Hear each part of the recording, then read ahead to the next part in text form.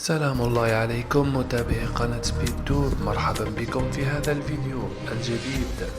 بعد 11 سنة سليماني يعود إلى شباب بلوزداد.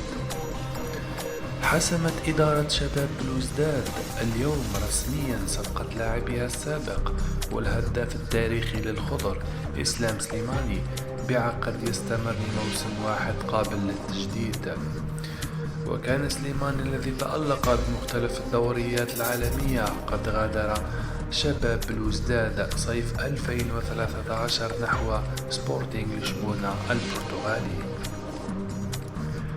وتعلق الجماهير البلوزدادية أملا كبيرا على صاحب 36 عاما من أجل مساعدة شبان الفريق على التألق قاريا، لا سيما وأنه اكتسب خبرة كبيرة في مشاركته المتعددة مع الخضر.